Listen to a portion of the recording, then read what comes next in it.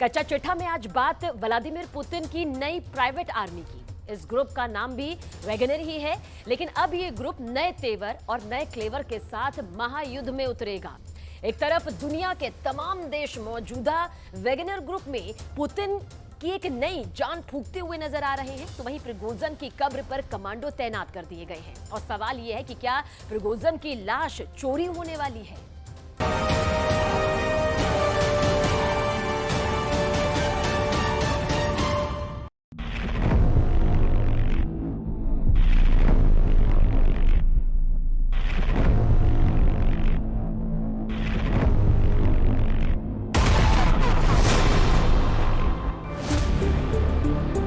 इन तस्वीरों को पूरा यूरोप क्यों देख रहा है?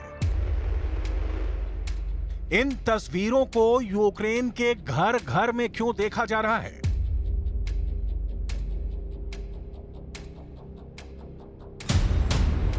ये तस्वीरें रूस के चप्पे चप्पे में क्यों ट्रेंड कर रही हैं?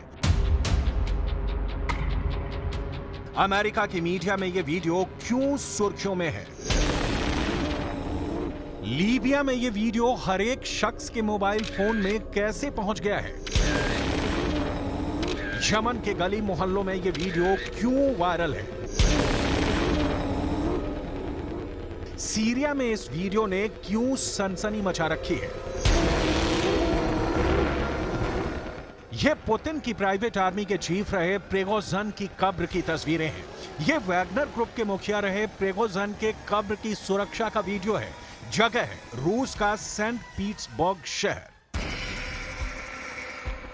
इस कब्रगाह के चप्पे चप्पे पर रूस के नेशनल गार्ड के जवान तैनात हैं। प्रिगोजिन की कब्र पर नेशनल गार्ड की क्यों तैनाती की गई है? प्रिगोजिन की मौत के बाद किस बात का खौफ है? क्या प्रिगोजिन की लाश के चोरी होने की आशंका है? प्रिगोजिन की लाश के साथ कब्र में और कितने राज दफन है? या प्रिगोजिन की कब्र से नए विद्रोह का खतरा है? पुतिन के सभी विरोधी प्रिगोजिन के मौत का पंचनामा करने में लगे हैं। प्रिगोजिन का प्लेन बहुत ही रहस्यमयी तरीके से क्रैश कर गया। हादसे में प्रिगोजिन और उसके 6 और साथी मारे गए। सभी वैगनर ग्रुप के टॉप लेवल के कमांडर थे। इस हादसे के बाद वैगनर ग्रुप के लड़ाकों ने अपने चीफ की मौत का बदला लेने तक की चुनौती दे डाली। Вагнер, в данной ситуации мы скажем одно: мы уже стартуем, ждите нас.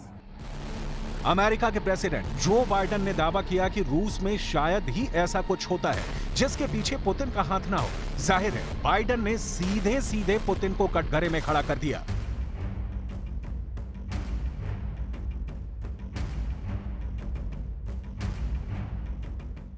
जिस वक्त प्रिगोजिन की लाश को मिट्टी दी जा रही थी, उस वक्त पुतिन अपने दफ्तर में मीटिंग कर रहे थे। पुतिन के आलोचकों का कहना है कि जब प्रिगोजिन को सेंट पीटर्सबर्ग की कब्रगाह में दफनाया जा रहा था, उस वक्त रूस के राष्ट्रपति पुतिन ने वहां जाना भी मुनासिब नहीं समझा। आज हम आपको प्रिगोजिन की जिंदगी के फ्लैशबैक में ले जाएंगे, प्रिगोजिन की धन दौलत दिखाएंगे, प्रिगोजिन के खजाने का बही खाता पढ़ाएंगे। लेकिन उससे पहले ये जान लीजिए कि कैसे प्रिगोजिन कभी पुतिन का सबसे बड़ा वफादार था, सबसे बड़ा भरोसेमंद था, पुतिन के एक इशारे पर जान लेने या जान देने पर उतारू रहता था। अब उसी प्रिगोजिन के बदले पुतिन नए कमांडर तैनात कर रहे हैं। विदेशी मीडिया का दावा है कि पुतिन वैगनर ग्रुप में नई जान फूंकने में लगे हैं। अलग अलग देशों में मौजूद वैगनर फोर्स को नए तेवर और नए कलेवर देने में लगे हैं।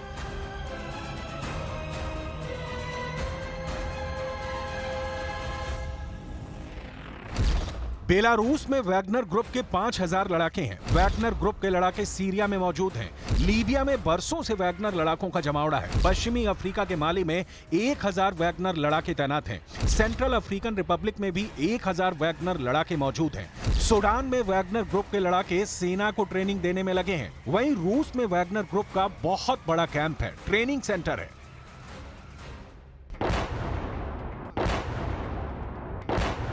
वैगनर ग्रुप को रूस की सेना ने ही तैयार किया है। इस ग्रुप को बनाने का मकसद सिर्फ एक है, व्लादिमीर पुतिन के ऑर्डर को जमीन पर लागू करना, फिर चाहे उसके लिए लोगों का खून ही क्यों ना बहाना पड़े।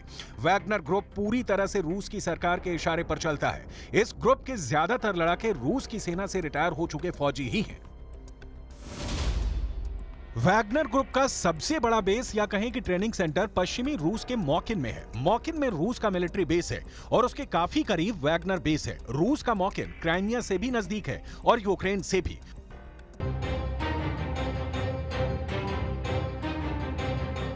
पुतिन की प्राइवेट सेना खूंखार सैनिकों की एक ऐसी फौज है जो नियम कायदे में नहीं बल्कि सिर्फ पैसे की भाषा समझती है।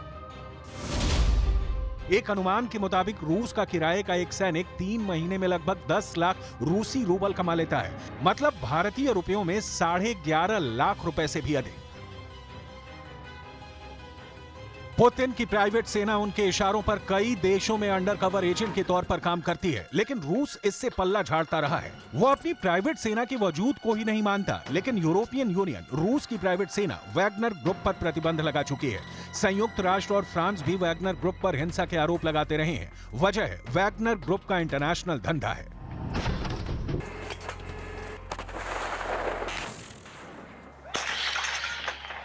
पुतिन की प्राइवेट आर्मी की सेवा यूं ही नहीं मिलती, इसके लिए मोटी रकम चुकानी पड़ती है।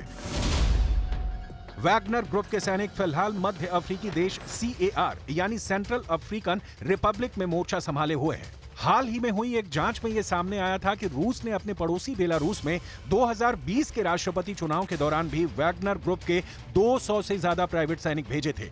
इतना ही नहीं, रूस ने सीरिया में भी किराए के इन सैनिकों को छोड़े हुए हैं।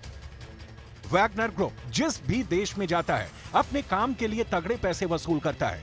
दावा तो यहां तक है कि रूस के इन किराए के सैनिकों ने IS के आतंकियों से सीरिया के गैस और तेल के कुओं से कब्जा छुड़ाने की एवज में तेल के कुछ कुएं ही रख लिए थे।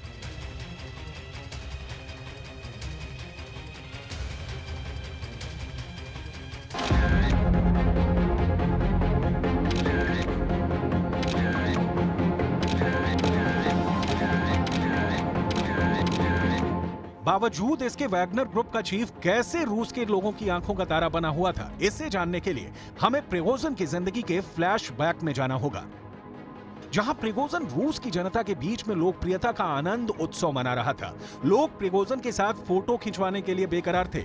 उस वक्त भी यह रिपोर्ट आई थी कि प्रिगोजिन की यह लोकप्रियता रूस के अंदर ही बहुत सारे लोगों को चुभ रही थी। सवाल है, क्या ये तस्वीरें सिर्फ पुतिन के करीबी आर्मी अफसरों को ही परेशान कर रही थी, या फिर क्या पुतिन भी प्रिगोजिन की बगावत की हिमाकत से घबराए हुए थे, या फिर क्या पुतिन और पुतिन की कोर टीम इस बात से काफी परेशान थी कि प्रिगोजिन बेशुमार दौलत के मालिक बन चुके थे। आखिर अफ्रीका महाद्वीप की वो कौन सी सोने चांदी और हीरे की खानें थी जिसके मालिक प्रिगोजिन और वैगनर लड़ाके थे? क्या यही अकूत संपत्ति हासिल करने के लिए प्रिगोजिन के कत्ल की कथित साजिश हुई और उनकी मौत को संदिग्ध माना जा रहा है? 2 महीने पहले की वो तस्वीरें आपको सबसे पहले दिखाएंगे जब प्रिगोजिन बगावत कर रहे थे और रूस के ही कुछ आर्मी अफसर उनको समझा रहे थे। उस वक्त कई इंटरनेशनल रिपोर्ट्स में यह दावा किया गया था कि प्रिगोजिन पुतिन का परमाणु राज जान चुके हैं। पुतिन के परमाणु गोदाम कहां पर हैं, यानी रेडियो एक्टिव तत्व कहां छुपा कर रखे गए हैं, इस बात की जानकारी भी प्रिगोजिन को लग चुकी थी।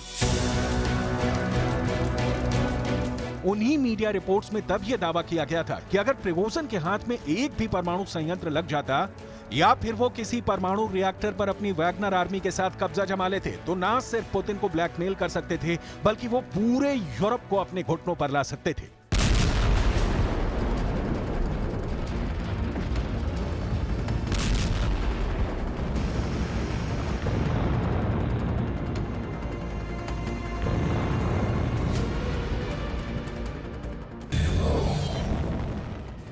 दावा है कि विद्रोह के दौरान वैगनर चीफ रूस के परमाणु बम पर कब्जे की फिराक में लगा था।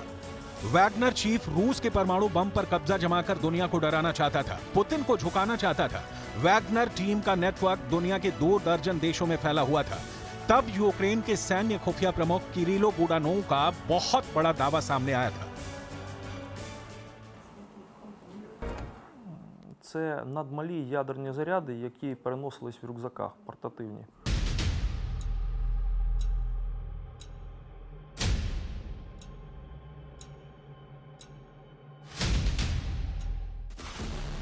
ये परमाणु ठिकाना था वोरोनेश 45। वोरोनेश 45 रोस्तोव से मॉस्को जाने वाले हाईवे के किनारे है। दावे के मुताबिक वैगनर ग्रुप के काफिले की एक टुकड़ी रोस्तोव से मॉस्को कूच के दौरान वोरोनेश 45 की तरफ बढ़ने लगी थी। उस वक्त वैगनर ग्रुप के लड़ाके रूस के परमाणु ठिकाने के 110 किलोमीटर के करीब पहुंच गए थे। Це ще одна з причин, чому вони пішли саме туди. Бо використати ядерний заряд, скажімо так, для балістичної ракети, ну, в принципі, ти не зможеш. रूस के परमाणु शस्त्रागार के बारे में दुनिया जितना जानना चाहती है, रूस उसे उतना ही छिपाता रहता है। दुनिया भर के खुफिया एजेंसियों की नजर रूस के परमाणु ठिकानों पर रहती है। ऐसे में अगर प्रिगोजिन रूस के परमाणु ठिकाने पर कब्जा कर लिया होता तो अनर्थ हो जाता।